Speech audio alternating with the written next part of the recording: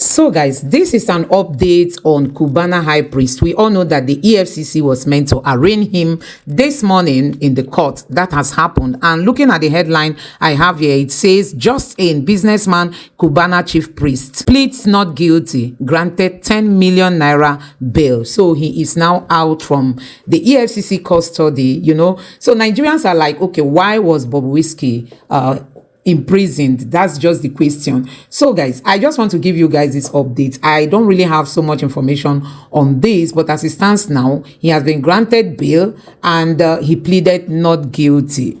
We all know that all of these things sometimes depends on the lawyer you are using. If your lawyer knows how to, you know, stand his ground and make his case, he knows how to prove whatever charges that is before him wrong. And I think that was where, you know, Bobrisky's lawyer possibly didn't really fathom how to go about all this. Anyway, the story is yet to unfold. Let me allow you to take a look at other trending topics. The EFCC's activities, you know, seen in the arraignment of Pascal Chibike Okechukwu, popularly known as Cubana Chief Priest, on Wednesday for abuse of the Naira, and that has got a lot of Nigerians talking. Let's do some of what you're saying. This one is from X Plus. The handle really is Zuriel, and they say, yes, this is a good step to revive the value of Naira. If you don't value that you have what you have, how do you expect others to value it? All those that keep breaking laws should know that once the executive arm of government decide to empower the judiciary, they will be in serious mess. Oh yes, so we're looking forward to that arraignment today, by the way, Wednesday, and it's 3-count charge. Was dated 4th of April. Rotimi Udepo and other lawyers for the chairman of the EFCC, and that Okechukwu Pascal on February the 13th, 2024, at a hotel Victoria Island, Lagos, within the jurisdiction of this honorable court, whilst dancing during a social event, tampered with funds in the denomination of 500 naira issued by the CBN by spraying it, and he thereby committed an offence contrary and punishable under section 21(1) of the CBN Act 2007. So that's count 1 of the 3-count charges. But today is going to be a big day, definitely. First, it was Idris Olarinwaju, which a lot of people know as Okuneye, rather. Which a lot of people know as Bobrisky, and now Kubana Chief Priest. But this next post is about education, and it's a very interesting one from this user, Lynn Cardinal. It says, "Dear EFCC, do you know that 99% of Nigerians never knew they were committing a crime by spraying nuts? Well, maybe your data is really questionable, because I know a good number of Nigerians who have knowledge of that particular law." Absolutely, and I've seen some Nigerians, politically exposed Nigerians actually, who would rather put the money in an envelope, you know, and hand it over even during the merriment to the celebrant. So that's a more responsible way of doing things. But they may have a point about quite a number of Nigerians, a handful, who abuse the Naira, and you would not see it done in other parts of the country. So there should be a better way of doing things. Other parts of the world, rather. And I figured that. And this is a suggestion from Lynn Cardinal. How about a sensitization campaign before all these prosecutions? If it were like this, over 80% of Nigerians would be in jail. So, as a part of your statement, absolutely, because there's a lot of people who have been found wanted, and there are videos across board of politicians, you know, those who are politically exposed, prominent people abusing the Naira in this way. So we'll need, obviously, a larger correctional facility, or at least in a bigger court, to prosecute all of these cases. But ignorance is never an excuse when it comes to law. It is never an excuse. As far as it is a law, then you're expected to know as a citizen of that country. So that's what Lynn Cardinal thinks about this. But he also speaks to this point, Bukola. Why do we have to bring out Naira at parties to give either musicians or entertainers? Why? Well, it's a Nigerian thing. It's a Nigerian culture. Nigerians are very loud. That's the closest, you know, to an answer that I can provide. I'm not trying to spoil business for entertainers or anything, but why? Is it a show-off thing? because what happens is the entertainers, they psych you, and I have to use that term again. More appropriately, we have a praise singing culture. So either for the entertainer or it's done more for the celebrant and for the big guys who show up at parties, and it's a time to demonstrate their, for lack of better description, big manness. Big manness, right? I mean, you have to put these terms in from time to time. So hopefully this will curb some of those excesses, because you don't find that in other climbs, as you've said, Kola. And these climbs seem to be doing quite well. So if you were to, what, I don't want to spoil business for anybody, but this is a time for all of us to introspect. And of course, we'll bring you the arraignment when it happens.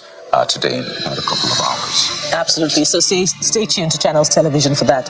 There's more on this subject matter, and this time it's from DJ Daly, who says the EFCC needs to educate people more on the Naira issue first. Well, I think we've taken that. Have we? Well, no, it just sounds like the previous one. Yeah, it sounds like the previous one. Make more awareness for the general public on the matter, rather than just making scapegoats out of the few selected individuals by punishing them for an offense they're not aware of that they were actually committing. Would that be a tenable excuse in the light of the circumstances? As I've said, ignorance is never an excuse. Never an excuse. But there's a tweet you want to see, and that is a tweet that we're going to put up next. It is from Oladapo Mickey 1. That's what you wanted to see. Let's see. From X. So it starts by saying, this is sounding interesting already. But then goes on to say, hope the EFCC will do same to politicians too, because there are endless videos of politicians abusing the Naira too. So that is a post that I'm sure you've been looking forward to seeing about this particular conversation. Yes, in fact, we've seen governors spraying the Naira, throwing it out of their vehicles as though the Naira during political campaigns, right? Flinging it here and there. Some people even dancing and stepping on it, and it just goes to show how prevalent this has become. But guess what, Bukola? Over the weekend, I witnessed some celebrations, and you could see people respecting the Naira with such reverence. Nobody spraying the Naira. Even the entertainer had to make a note, had to announce that please, let us respect the Naira and do this appropriately. There are other ways you can actually... Let me take a guess. That's a journalist event. An event by journalists. No, actually, it was just a normal event. Okay. I see where this is going. Journalists aren't the only knowledgeable people. Yes, they unwind from time to time and they bring in their knowledge. You know what Bukola said to me up this morning? Before we leave that tweet, this is a call to the FCC, a call to action rather, that their treatment of this subject matter should not be an Animal Farm situation. So if they're prosecuting other Nigerians, they should go after the politicians as well. So it'll be interesting to see how the EFCC treats this. It's not too much to ask, really. We should ensure that nobody is above the law and actually mean it and act in that light. So we're on to the next subject matter, which is the disbursement of 200 billion naira palliatives. Kaide, you have the first. Oh yes, and I think this naturally will get a lot of people excited because it's been a long time coming. Some of these promises were made as far back as mid last year, when the president had to address the country and talk about some of the things he has in store after removing petrol subsidy. So this appears to be the next in line after a long wait. And take a look at what this first user has to say about this. By the way, we're moving on from this case to another one. It says that, where did FG get the loan? FG should rather reduce the pump price of PMS nationwide to bring down inflation, fix our refineries for them to be working optimally, fix our electricity to be working 24 hours, and see how development will spring forth. Oh, that'll be interesting to see. This next one is from Ops, who says, stop all these palliatives and regenerate the power sector so that many industries would not collapse. And we've seen quite a number of divestments from the country, which was a sad one. They continue by saying, we need more industries so unemployment would reduce. I think this palliative is a system of stealing our commonwealth. Well, sometimes you can't help but accommodate or allow the expression of this skepticism when you consider the uneven distribution of these palliatives? You know, when you see some states distributing palliatives and you see, you know, very few of that activity going on in other states of the Federation, you wonder, you know, where the budget for the palliatives has gone. Absolutely. And people have seen these things in the past. They've seen how they went. So naturally, the skepticism will be there. But this next user focuses on the industrial aspect of things and the cost of production. And this user, IKO Real 2005, speaks about how this is great, but it will only work provided that the operating conditions, I imagine the enabling environment, are there. And it talks particularly about manufacturers and how diesel takes up a large chunk of their costs and naturally their profit. So it says that these costs are apparently also passed on to citizens, which contributes to the living cost crisis. I know that Dangote is now in the mix with diesel, and the price is coming down. Projected to come down. We know that the Association of the Energy Marketers, I believe that's their nomenclature, is expressing optimism that there will be a slash in the price of diesel. I think it's 1,700 naira currently. Well, it's even been reported that he slashed it to 1,000 naira per litre. Per litre. So we saw the rollout 2 days ago, slash yesterday, and it's reported that now that is the price, and it's been reported widely. So will that move the needle a lot? Obviously, it should if at least it trickles down eventually to those who need it and they get it at that appropriate price. Yeah, moving the needle all the way to the price of commodities. You and I. Yeah.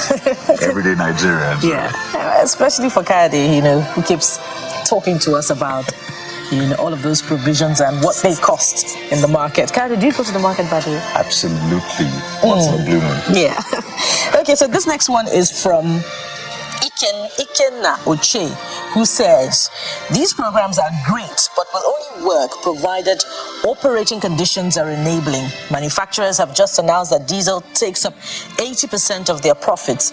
These costs are apparently also passed on to citizens, which contributes to the living cost crisis. Oh, yeah. And essentially reiterating the one I took earlier, that's it. And Daddy Chelsea is next with this one, saying, I hope you will be transparent and open. And again, I imagine that's a post you want to see regarding these palliatives. Transparency, accountability, and all. Says no hidden agenda from government officials. But what we saw with COVID-19's disbursement, it's interesting because the EFCC, we all know the EFCC is investigating the Humanitarian Affairs Ministry from the previous ministers, the suspended minister, then the SIPA head as well. And they said that they are actually also investigating a COVID-19 fund disbursement scheme.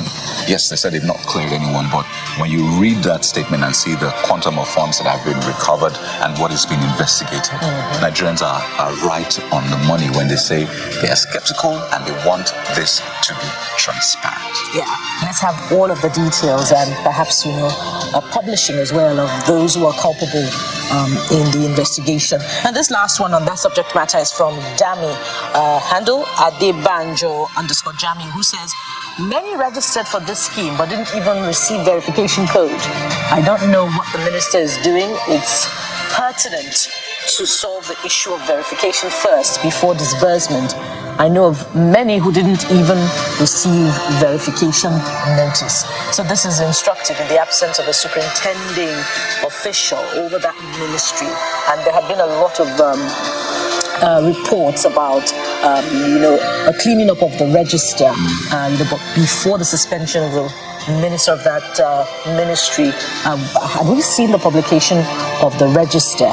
I doubt that we had seen it, you know, but it's instructive to ask first, you know, the register, how many households are receiving this, and so that we know that indeed there is a judicious disbursement of a whopping 200 billion naira palliative loan. And just to target or direct this at the appropriate ministry. So this is for the Minister of Industry, Trade and Investment. We understand the Bank of Industry will be involved in this one. So I imagine this particular message is for the Minister of Trade or Industry, Trade and Investment, Doris Anite, about this verification code, because this money is targeted at businesses, producers, and the rest. And this is someone telling you that they've registered for this scheme but didn't even receive the verification code. So, Minister, please take this up. I will, of course, be following up on it. All right. So there's an interesting one that I would have loved us to cover, but we're totally bag of rice. We have to take, even if it's one. The bag of rice. We said that the bag of rice has dropped from 84,000 plus to 60-something thousand. Some say as low as 60,000. So let's just take one for you. And this user says, let it keep dropping. Since dollar is dropping, let all the prices of commodities drop as well. This is the only way we can truly celebrate the downfall of the dollar. But hey, it's okay. Let's celebrate the uptick of the Naira rather than the downfall of any currency. So we're starting off with the first leg of our conversation right after this time.